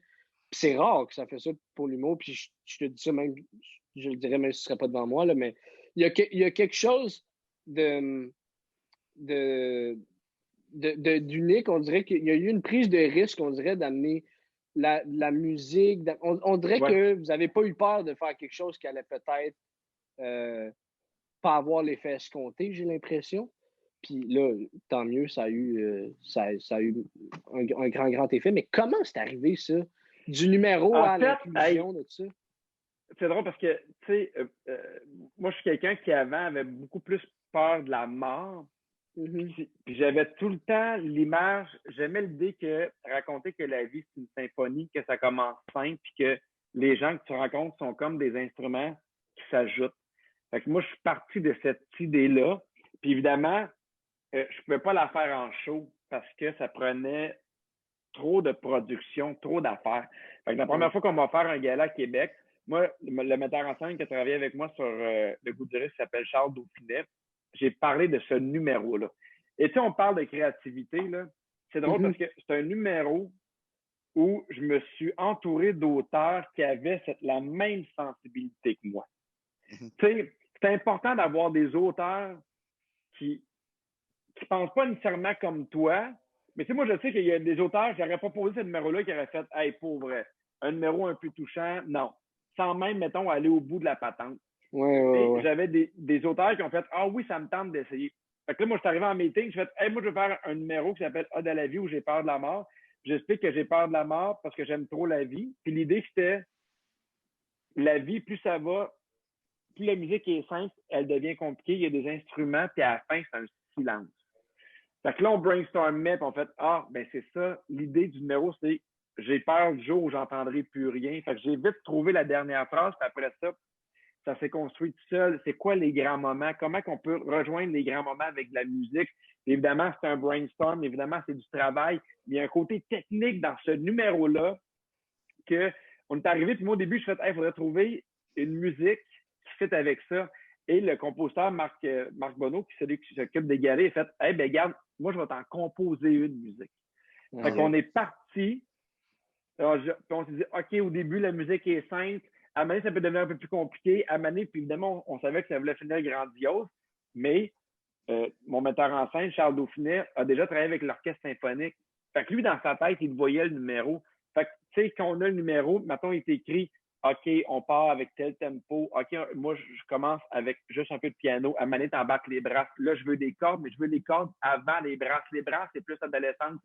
Ça, moi, c'est des affaires que je ne connaissais pas. Mais que lui, il y avait... Mais tout le monde, on savait où est-ce qu'on voulait aller comme numéro.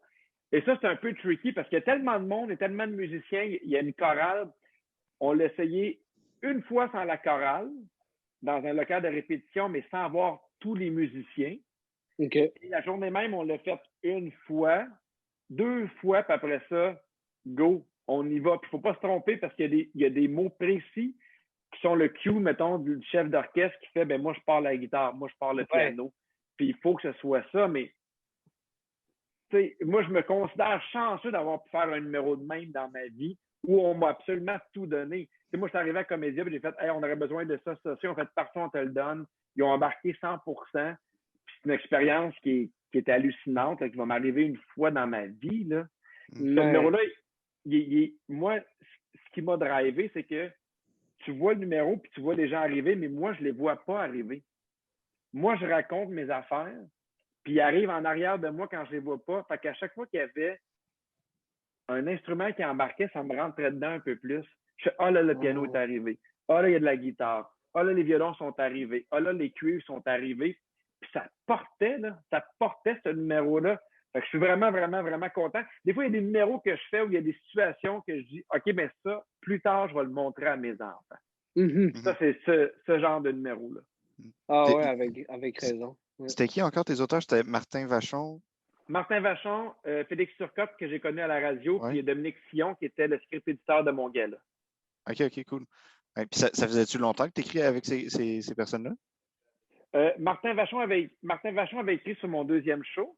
Okay. Pascal Mailloux, dans le temps, j'écrivais avec lui, sauf que là, il écrivait parce que Philippe Laprise faisait un gala juste pour rire, fait qu'il était déjà sur le gala de... Fait que je me disais, hey, moi, je vais avoir des gens qui sont pas sur d'autres galas, puis des gens avec qui j'ai du fun. Fait que Félix Turcotte avait fait un peu d'humour, mais il avait surtout de la radio, mais il était volontaire. Puis tu sais, encore une fois, moi, je veux quelqu'un qui est volontaire, qui est agréable, puis qui livre à temps. Puis ça, ces 3-là, exactement. Puis Dominique Sillon, il a l'intelligence des textes. Hey, moi, j'aimerais ça que Dominique soit le script éditeur du show. Puis en plus, avec Charles Dauphinet à la mise en scène, ça faisait une équipe que tout fonctionnait. Là. Puis nous, on l'a su tard, là. On l'a su au mois d'avril qu'au mois de fin juillet, il fallait faire un gala. Fait qu'on a écrit ça assez rapidement. C'est fou, ça. En plus que vous n'aviez pas vraiment une expérience d'écriture ensemble, là, que vous avez réussi à faire ça assez rapidement. Ça prend une belle complicité entre les personnes impliquées. Ça prend une belle complicité. Puis, mais tu sais, moi, j'ai tout le temps que j'écris 95% de mon stock. Mais le 5%, j'y arriverai jamais. C'est là que les auteurs sont importants. C'est là que les auteurs, tu sais, moi, tu sais, la manière que ça fonctionne en humour, c'est, vous le savez, les auteurs sont souvent payés au gag. Là. Ouais. Ben moi, dans mon 2e show, j'ai fait non, ça ne marchera pas de même. On va avoir un pourcentage qui est égal, qui est déterminé d'avance. Parce que si toi, tu commences à me raconter un gag, puis c'est pas le bon gag, mais ça me fait penser à un autre gag, mais je l'aurais quand même pas eu si c'était pas de toi. Tu sais, puis Mailloux, là, la force de Pascal Mailloux, souvent, non seulement d'un gag, mais tu sais, il y avait déjà la fibre script éditeur. Il me disait, ce gag-là, on n'a pas besoin. Même si ça arrive, c'est une redite. Ben, pour moi, quand tu enlèves un gag qui est moins bon, tu améliores le numéro aussi, puis c'est pas comptabilisé. Fait que moi, j'aime bien mieux avoir des auteurs qui sont motivés, qui savent que peu importe ce qui arrive, parce que ça se calcule pas des gags. Tu sais, tu me donnes un gag, là, ça, tu me donnes un punch-out. C'est bien plus dur de trouver un punch-out. Des fois, le punch-out, on le trouve en gang, on fait quoi? Fait que moi, j'aime beaucoup mieux cette formule-là qui va rester pour le 3e show. Hey, parfait, ce pourcentage-là est pour tout le monde, on est égal, on part, puis ça va être de même. Chris, moi, je te trouve pas si cheap que ça, finalement. Oh non! Tu m'expliques ça, mais moi, je trouve ça honnête. Oui, mais parce que tu veux avoir des gens qui sont motivés et qui sont contents. Pas qu'ils ont travaillé depuis 4 mois puis qui fait, tu sais, il me reste 5 gags. Puis moi, ce que j'aime d'un show, c'est qu'à un moment donné, les gags, c'est plus tes gags, c'est les gags, tu comprends? Ouais. Fait que j'ai pas envie mais finalement, puis tu trouves une espèce de longue prémisse, un bon build-up, mais c'est moi qui trouve le gag, puis c'est plus rien, je trouve ça un peu poche. Ouais. Non, c'est un beau travail d'équipe. Tout à fait. Puis pour en revenir au numéro de la vie, il y a quelque chose aussi dans l'écriture, moi, qui m'a fasciné, c'est que c'est tellement un gros numéro, tu abordes la vie au complet, Ouais. ce qui pourrait être facilement même plus qu'un show d'1 heure. Puis, dit en si peu de temps, avec une si grande concision, avec autant de précision en même temps, est-ce que tu sais comment vous en êtes arrivé là? Est-ce que c'est en travaillant en gang? Ben, nous, on s'est dit, en fait, on parle de la mort puis de la vie. Fait que ça va être du début, les premiers battements du cœur à la mort où on n'entend plus rien. C'est quoi les moments marquants entre les deux? C'est quand tu es jeune, c'est quand tu rencontres l'amour, c'est quand tu sais, mettons, c'est la première fois que tu es en amour, mais c'est quand tu commences à faire ta vie avec ta femme, à avoir des enfants, la routine, puis la mort. Mm-hmm. Fait que, puis on disait, c'est quoi les moments marquants? Si ça, ben l'amour, OK, mais l'amour, puis tu sais, c'était vraiment ça, là, mais le cadre encore là était clair pour nous. Du début à la fin, c'est quoi les moments marquants? Qu'est-ce qui peut être le fun? Qu'est-ce qui peut être là? T'sais? Puis après ça, ben, ce numéro-là. Puis c'était d'éviter les redites, puis d'avoir assez d'humour pour que malgré l'émotion, il y ait quand même des affaires qui me fassent sourire et qui nous gardent dedans. Mais nous, on a accepté qu'il y ait des longs bouts sans gag, là, parce que ça disait ce qu'on avait envie de dire. Mais ça aussi, nous, on est à l'aise avec ça. Il faut que tu assumes. Tu fais, OK, ben oui, c'est un numéro qui est plus émotif, qui est moins on se tape ses cuisses, mais qui dit qu'est-ce qu'on veut dire. Puis c'est dans le cadre d'un gala où mon premier numéro, je racontais que je commence en disant que moi, je suis tanné des demandes de l'univers, je trouve ça niaiseux. C'est comme si moi, je demandais à avoir une fille marraine, puis tu avais Sébastien Barbu qui arrivait en fille marraine. Mais tu sais, il y a de ça. Fait qu'il y a cette anecdote-là, il y a des gros numéros, il y a un retour d'anecdote.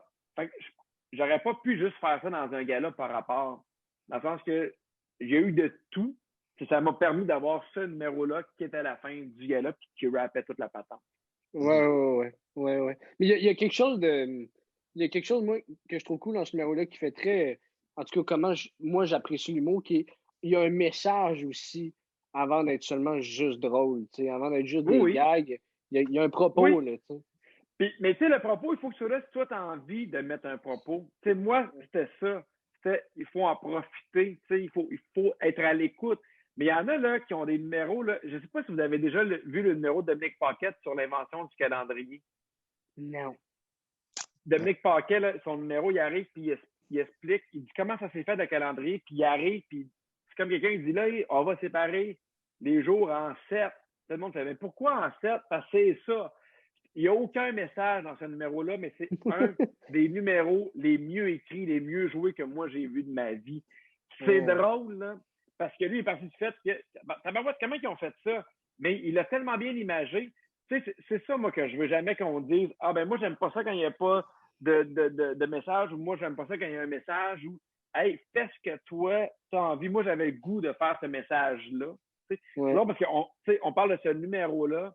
Des fois, il y a des affaires, des détails que toi, tu ne vois pas. Tu sais, je me rappelle, Charles Dauphiné, il m'a dit tu vas rentrer, pas de musique. Mon metteur en scène, je fais de quoi?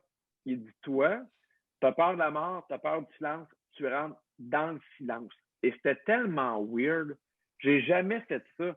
J'arrive sur scène, puis tu pars en arrière. Là. Tu pars pas sur le côté, tu pars en arrière, tu arrives, on veut qu'il se passe rien, puis qu'on entende ta première phrase.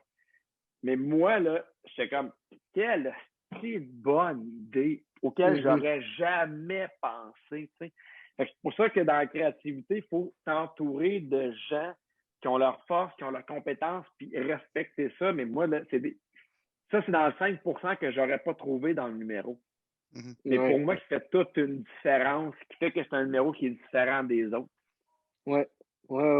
Puis qu'en tant que spectateur, tu regardes ça, puis là, tu vois, c'est ça. Là, tu me le dis, puis je fais ah oui, c'est vrai que c'est le même que ça se passe, puis que c'est vrai que c'est brillant, puis que ça a un effet sur comment que je l'ai perçu, que les gens l'ont perçu. C'est niaiseux, mais t'arrives, t'as pas de musique, tu fais qu'est-ce qui se passe?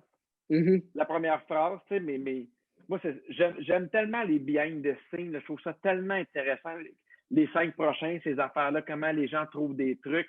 Je trouve que c'est aussi passionnant que ce qui arrive sur scène. Ouais, vraiment. Ouais, vraiment. Puis la variété de trucs que les gens ont aussi là, de partout, c'est ça qui est particulier. On a reçu un humoriste qui s'appelle Twix, qui est un humoriste anglophone, OK. Je savais que c'était particulier. Tu sais, il vient de Toronto, c'est pas toute la même scène, c'est pas la même langue. Tout est quand même assez différent. Fait que, ici, on a nos techniques différentes. Fait que c'est vrai que c'est passionnant. Ouais. Oui, tu sais, je le dis encore, mais tu peux pas imposer de recettes. Mm-hmm. Tu sais, il y a sûrement des gens qui vont nous écouter et dire OK, je vais me mettre à faire ça, je vais écrire 30 jokes par jour, puis qui vont avoir le goût de vomir, puis qui vont vouloir se gonner dans la gueule. Tu sais, ça se peut que ça te convienne pas. Tu sais, je me répète encore, mais Phil Laprise, ça fonctionne pas pour lui. Il a une idée, mais Phil, avec une idée, il a déjà 5 minutes dans sa tête, puis 10 minutes qu'il va improviser, mais lui, c'est la manière qu'il fait, tu sais. Faut juste éviter de chercher une formule qui va t'amener au succès. Ça n'arrivera pas. Ouais. Ben justement, là, tu es bien parti, Pierre, pour ma prochaine question. Pour du monde qui commence, ce serait quoi tes conseils? Tu en as déjà donné une coupe au courant de l'épisode, mais sommairement, Moi, j'aime tout le temps la même affaire. Je fais écrit. Ouais. Écrit. That's it. Il n'y a rien d'autre. Il n'y a rien d'autre. Puis sois curieux, lis des affaires. Moi, quand j'écris un show, je vais voir du théâtre. C'est ça que j'aime parce que c'est ce qui me surprend. Tu sais, j'aime ça aller voir de l'humour, mais ça me surprend moins, ça m'amène moins ailleurs. Tu sais, je me rappelle avant d'écrire, mettons, Le goût du risque, j'allais voir Les Belles-Sœurs de René Richard Cyr. J'ai capoté ma vie. C'était beau, c'était drôle, c'était bien joué. Et il y a un décor qui est parfait. Le décor fait plein de trucs qui ne servent pas à rien. Il sert à plein d'affaires. Puis j'ai fait, OK, ben moi, si j'ai un décor, ça va être la même affaire. Puis, tu sais, moi, je suis fan de Walt Disney. Ben, Walt Disney, là, du moment que tu arrives jusqu'à tu partes, c'est une expérience. Tu as des odeurs, les couleurs sont choisies. Il y a de tout. Tu sais, moi, je me dis, il faut que ça soit de même dans mon show de A à Z. Je les amène dans une ambiance qui est claire. Fait que le truc, là, c'est non seulement t'écris, mais va voir plein d'affaires. Va voir du théâtre, va voir de la poésie, voyage. Moi, je pense que c'est ça qui va te nourrir. Mais attends pas de recettes, attends pas Tu peux lire 40 ouvrages sur la créativité, il va falloir que tu trouves ta propre façon à toi avec essai et erreur. Mais il faut que tu écrives. Il y a pas personne. Tu sais, Louis-José, il écrit 2 shows. Il y a tout le temps un show caché, mais tu sais, c'est ça le truc. Là. Louis-José n'écrit pas 1h30 du premier coup. Il écrit sans arrêt. Pas pour rien que c'est aussi bon. Là. Parce qu'il y en a plein, puis ils gardent le meilleur stock, puis ils le condensent, puis ils le retravaillent, puis ils le peaufinent. C'est ça. Il n'y a aucun humoriste que vous voyez actuellement qui réussit, qui n'est pas travaillant. Parce que moi, dans ma classe, là, en humour, là, à l'école de l'humour, il y avait la moitié qui était plus talentueux que moi. Mais ce pas des gens qui ont travaillé. C'est pas des gens qui travaillaient, qui essayaient des affaires, tu sais. Fait que c'est ça le truc. Tu travailles, puis tu es curieux avec plein d'affaires. Oui. Ah, c'est excellent. C'est excellent. Puis au niveau de tes inspirations, tu en as parlé aussi un petit peu tantôt des trucs que tu aimes, tu sais, des histoires, puis des affaires même, mais au niveau plus de personnes, d'humoristes ou de. Tu as parlé du show, du numéro du calendrier. Qui t'a inspiré ou quoi, mettons, tu as parlé du théâtre aussi? Ben, tu sais, il y a beaucoup de gens qui m'inspirent, pas nécessairement. Tu sais, mettons, Louis Morissette m'inspire beaucoup parce qu'il fait plein d'affaires. Tu sais, je me reconnais beaucoup parce que, tu sais, j'aime jouer, j'aime faire de la scène, j'aime faire de la radio, j'aime faire de la télé, j'aime l'écriture. Tu sais, ça, c'est une autre affaire parce que quand je fais de la radio, je punch, ça pratique ma répartie, mais ça pratique mon écriture aussi pour des shows. Puis quand je suis bon en show, je suis encore plus à l'aise quand je fais de la radio. D'avoir animé de la radio, ça m'a fait en sorte que quand je suis arrivé aux Oliviers, je suis encore plus près. Tu sais, il y a tout ensemble, être tout. Fait que, tu sais, quand tu parles de modèle d'inspiration, j'aime que Louis fasse plein d'affaires. J'aime qu'il soit multitask. Moi, je pourrais pas que faire de l'humour. Je pourrais pas que faire de la radio que de la scène. Moi, je parle des humoristes des fois qui me disent, moi, je ferais de la scène toute ma vie, 5 jours semaine, rien d'autre. Et des fois, c'est confrontant parce que tu sais, hey, j'aime ça de la scène, mais j'en ferais pas 5 jours, c'est parce que j'aime pas ça. Et là, tu te rends compte que chacun aime ses propres affaires. C'est sûr que de voir Louis faire plein d'affaires, puis Louis, c'est quelqu'un qui prend des risques, Louis, c'est quelqu'un qui s'assume, que ses opinions, puis tu sais, pour le connaître dans la vie aussi, c'est quelqu'un qui a de se remettre en question, mais qui est capable de foncer, d'essayer des affaires, qui ne reste jamais dans sa zone de confort. Ça, pour moi, ça me... Puis, tu sais, Jean-Marc Parent, c'est pour moi le meilleur humoriste qu'on a, là. Tu sais, je le sais, là, moi, n'importe quelle anecdote de 10 minutes, il va en faire une demi-heure encore meilleure que mon 10 minutes, là. Tu sais, c'est le seul humoriste qui a percé 2 fois au Québec. 2 fois. Tu sais, son deuxième show, il me racontait, pas son deuxième show, mais Urgence de vivre, il est allé voir plein de producteurs qui disaient « Hey Jean-Marc, on veut pas te produire, c'est terminé. » Tu sais, puis là, il a fait « Non, moi je continue. » Puis finalement, je sais pas si vous vous rappelez, mais il a fait le numéro sur sa diète, sur son régime à Juste pour rire, où il se fait bouillir des saucisses. Ouais. J'avais le droit à 2 saucisses, je les ai fait bouillir, t'es grosse de même. C'est parti d'un coup. Tu sais, il aime ce qu'il fait. Puis Jean-Marc, là, de quoi qui est bien intéressant, là, je ne sais pas si vous avez déjà fait un show avec lui ou si vous l'avez déjà vu, là, mais quand il arrive sur scène, le monde l'aime tellement. Il l'aime là, profondément, mais tu sens qu'il aime autant le monde. Jean-Marc Parent n'arrive pas sur scène en disant vous êtes chanceux que je sois là. Jean-Marc arrive sur scène en disant merci d'être là, je suis chanceux que vous soyez là. Et cette humanité-là fait en sorte que ça connecte en partant avec le monde. Fait que des fois, là, il y a des petites affaires que je vois de même d'un humoriste que, OK, ben, je vois le côté travaillant de Louis-José, je vois le côté écriture sans arrêt, je vois le côté multitask de Louis Morissette, je vois le côté de raconteur, mais en même temps extrêmement humain de Jean-Marc. Fait que, veux pas, tu viens apprendre des choses que tu fais, ben ça me ressemble, ça ressemble à ce que je veux faire ou ce que j'ai envie d'être. Fait que je te dirais que ce sont là mes inspirations. Ouais. C'est super. C'est vraiment cool. Vraiment, vraiment cool. Écoute, Pierre, merci beaucoup d'être venu sur notre podcast. Franchement, c'est super, super apprécié. Hey, ça m'a fait plaisir, surtout que là, il faut que tu quittes parce que je pense que tu t'en vas en ski de fond. Ouais, moi, je m'en vais en ski. Je suis déjà un peu en avant-ski. Je sais que Sacha va bientôt décoller. Fait que, je voudrais pas vous déranger trop longtemps si vous avez des projets importants. Son chiffre au centre d'appel de TELUS commence dans 10 minutes. Yes, je m'en vais crasser du monde. Là. Mais merci. Écoute, sincèrement, on dit merci à tout le monde, mais c'est tout le temps apprécié quand que, des humoristes établis comme toi, je vous écris sur Facebook, vous ne m'avez jamais vu, vous ne me connaissez pas. Puis de se faire dire oui. Là, tu nous harcèles sur Facebook. C'est vrai. Mais là, j'espérais que tu ne le dises pas. Mais c'est toujours touchant et encourageant que vous acceptiez de venir sur notre podcast. Ça nous rend très heureux. Hey, ça fait plaisir. Puis, je leur dis toujours une phrase, mais 1 million de façons de faire les choses. Trouvez la vôtre, comparez-vous pas. Puis surtout, faites-le dans le plaisir. C'est tout ce que ça prend.